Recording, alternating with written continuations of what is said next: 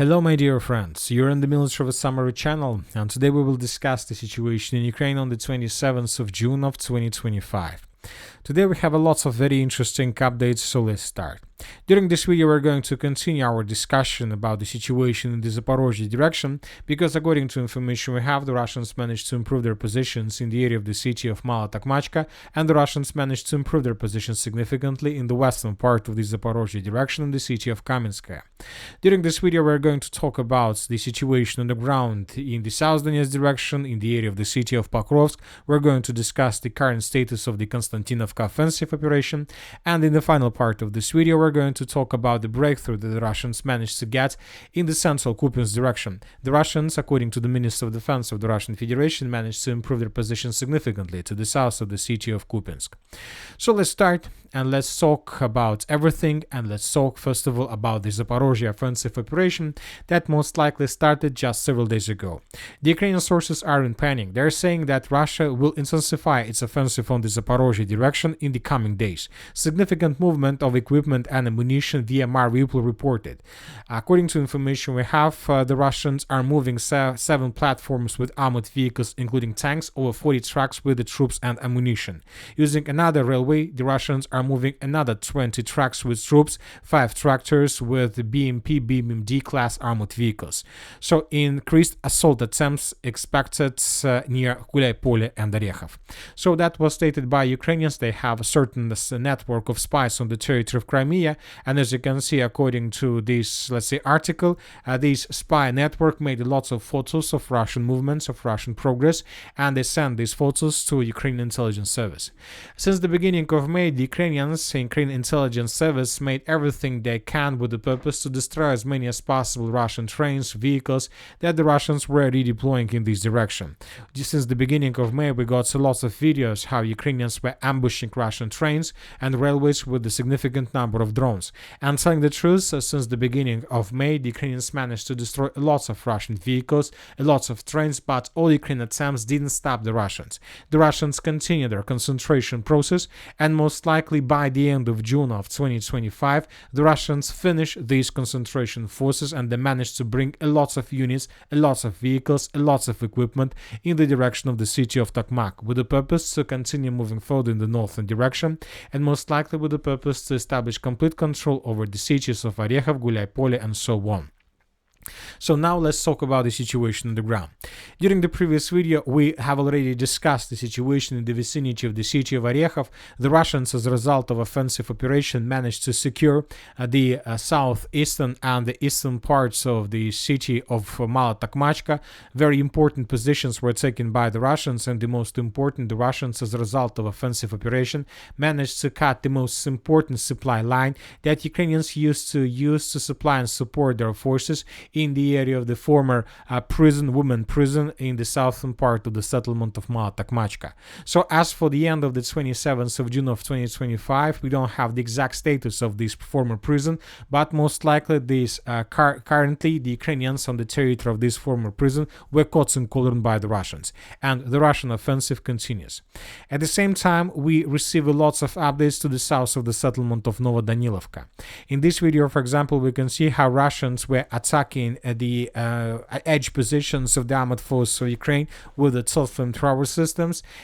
In this area, in this video, we can see how Russians were attacking Ukrainian positions with FPV drones and with artillery systems. So we believe that in the upcoming days, maybe upcoming hours, maybe this upcoming night, the Russians will try to test the Ukrainian defense along TO408 road with the purpose to establish complete control over several strongholds and to get as close as possible to the settlement of Novodanilovka itself. So this is about the situation in the area of Orekhov. Another important update is coming from this western part of the Zaporizhzhia direction. We are talking about the village of Kaminske. As you can see, we have adjusted the map in Russian favor, and we have a video that was published by the Ukrainian sources. So these are the changes on the ground between the 26th and the 27th of June. As you can see, we have colored completely the central part of the village of Kaminske. This is very important because according to a video that was published by the Ukrainian sources, the the armed forces of the Russian Federation managed to establish control over the central part of the city, and the most important, the Russians managed to cross the river of Yanchikrak. So this is the situation. I would like to remind you that the Russians launched their offensive operation in this area somewhere on the 24th of June of 2025. We discussed this video many times, and I would like to point your attention once again. The Russian sources published this video, and in this video we can see lots of artillery strikes, aviation strikes, attacks with multiple launch rocket systems. In this video we can see how Russians were attacking Ukrainian positions with TOS flamethrower systems, and obviously this is not just regular attacks, this is something like artillery preparation. The Russians managed to suppress lots of Ukrainian positions, to pin the Ukrainians down, and then they began their offensive. And during the first days of offensive operation, the Russians first of all managed to secure the most southern part of the village of Kaminske. So these are the changes on the ground according to Doomsday that were provided yesterday. And by the end of the 27th of June, the Russians managed to cross the river of Yanchikrak and to enter the central part of Kaminske itself. So we believe that the Russians will continue their offensive operation, and the tasks for the first stage of this offensive operation obviously is to secure the settlement of Kaminske and the territories and tree lines around. But if you ask my opinion, this is not enough for the Russians, because we need to understand that the most important target and the most important purpose and the most important task of this Russian offensive is to establish complete FPV drone control over the main railways that go through the city of Zaporizhzhia further in the eastern direction towards the cities of Pokrovsk and Pokrovsk agglomeration, towards the cities of Kramatorsk, Konstantinovka and Slaviansk, towards the area where the Russians are going to begin their major offensive operation, or where the major battle is going to start. So without cutting off these railways, the Russians most likely will not start their major battle for these cities and settlements in the Donbass. So that is why first of all the Russians will try to move further. But the question is how many kilometers the Russians need to move through to stop and to finish this task. And for these purposes we need to calculate the distances, let's say from the railways in the area of the settlement of Matveyevka in the southern direction towards, let's say, Russian positions. So let's calculate up to 20 kilometers. So approximately, if the Russians want to cut these railways or establish FPV drone control over them, the Russians need to secure the village of Veselyanka. So the Russians need to get the village of Kinska. So as you can see, not the village, the river. There is a river of Kinska, this is it, and this river goes in the eastern direction from the Zaporizhzhia further in the eastern direction towards the settlements of Kamushevach and so on. So let's add this river to map for better understanding. So this is the river, and as a result of this offensive operation, the Russians somehow needs to get this river and to establish complete control over everything to the south of this area. So this is it, and for these purposes the Russians need to cross additional kilometers. If we calculate the distance, for example, from the area of Kaminske, from the current edge positions of the armed forces of the Russian Federation till the river itself, the Russians need to cross additional 17 kilometers, let's say, in this direction. For example, when talking about Sherbaki, from this area, the Russians need to cross additional 12 kilometers, and including the city of Orekhov itself. So as we can see, there are still a lot of job to do for the Russians. And when talking about, for example, the Sumy direction or the Volchansk direction, as a result of those offensive operations, the Russians haven't managed to cross these distances. They were stopped by the Ukrainians after from 5 to 10 kilometers from the border between Russia and Ukraine. So this is very important, because if the Russians are able to cut these railways, Ukrainian logistic will become very poor in comparison with the current situation. And obviously this will lead to complete collapse of logistic towards the city of Pokrovsk, towards the city of Konstantinovka, Slaviansk, Kramatorsk and Siversk. And this situation will force the Ukrainians to use just the city of Dnipro for these purposes, for logistic purposes. But for example, when talking about the previous 24 hours, the Russians carry out another massive massive missile strike in this area. There were a lot of explosions, lots of constructions and facilities were destroyed by the Russian Iskander strikes and Geran-type drone strikes. In this video, for example, we can see another episode, another video where the consequences of Russian Iskander missile strike. As you can see, the entire industrial complex, industrial zone was reduced to ruins without any chances to restore this area. So this is the main purpose. First, the Russians cut the siege of Zaporizhzhia itself from supplying and supporting of the eastern part of Ukraine. This will force the Ukrainians to concentrate their logistics through the siege of Dnipro, and the only, let's say, option for the Russians is to establish complete Iskander control and Geran control over the siege of Dnipro, and not allow the Ukrainians to use the city as logistic hub. This will also lead to, not maybe to collapse, but another worsening of Ukrainian logistics in the eastern part of Ukraine. So we see that the Russians have a certain plan, and the Russians are going to move according to this plan. The question is whether the Russians are able to finish all tasks they have right now. Anyway, we will not be able to understand it until we see this in coming days, weeks, or months. So let's wait and see what is going to be next. Now let's talk about the South Donetsk direction. We have interesting changes on the ground, and this is the most important change, as you can see. For the first time, probably for the previous 6 months, we got at least something from this pocket. If you remember, we kept this pocket as a contested area or the gray zone, and today Ukrainian sources finally published the video where we can see how Ukrainians were attacking Russians that were trying to hide themselves under this abandoned vehicle. So this episode took place exactly in this area, and based on this video we have adjusted the map. Not just we, but everybody who adjusts their maps according to geolocations. So we have colored at least 50% of this gap, 50% of this pocket in Russian favor. So which is very important, that we see that the Russians are moving further in the western direction and they're trying to cut this pocket completely. In this video we can see how Russians establish complete FPV drone control over these fields, and we can see another episode how Ukrainians were trying to escape these pockets, but the Russians didn't allow the Ukrainians to do this. When they discovered the movements of Ukrainian forces in this area, the Russians attacked these anti-tank ditches and these fortifications. When talking about the Novopavlovka direction, another important thing is that the Russians, according to information we have, entered the village of Zirka. As for now, we haven't received a single geolocation or video that can confirm this, but the village of Zirka is very small. It's even smaller than the village of Yalta and Zaporizhzhia, so that is why we don't think that Ukrainians are able to show any resistance in this area, and we expect that during the next 48-72 hours, the Ukrainians will escape the village of Zirka further in the western direction. They will cross the river of Mokroe Yali, and they will try to consolidate their positions in the area of Podubny and Tolstoy. Because the Russians are going to move not just through the village of Zirka further in the western direction. According to information we have, the Russians are about to begin another offensive operation in the direction of the settlement of Mirne. We made this conclusion based on the video that was based on videos that were published by the Russian sources. In this video we can see certainly an artillery preparation. We see how Russians are bombing and attacking the edge positions of the armed forces of Ukraine in the southeastern direction, and it's clearly that the Russians are going to attack exactly through this area.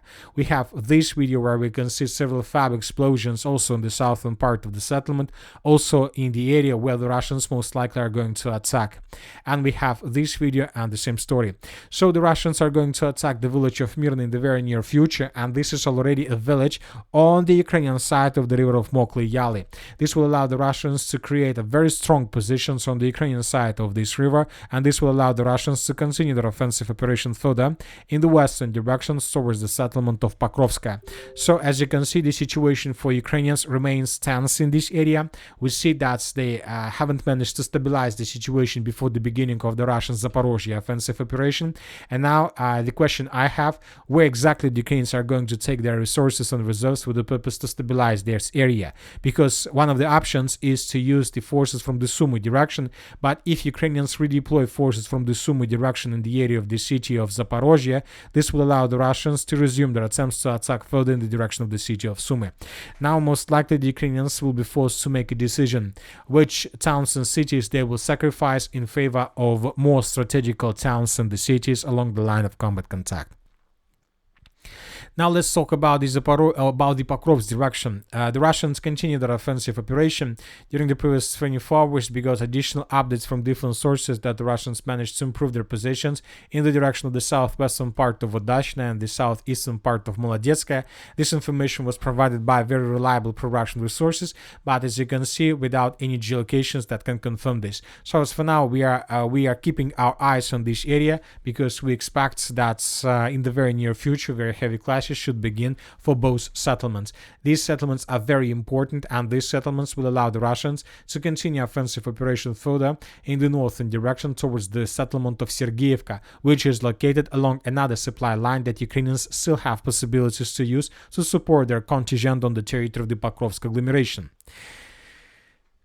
As for the Pokrovsk agglomeration itself, currently the most difficult and the most fierce clashes are taking place between the settlement of Mirnograd, Shakhovo, and the settlement of Novoekonomichne. So we are talking about this pocket.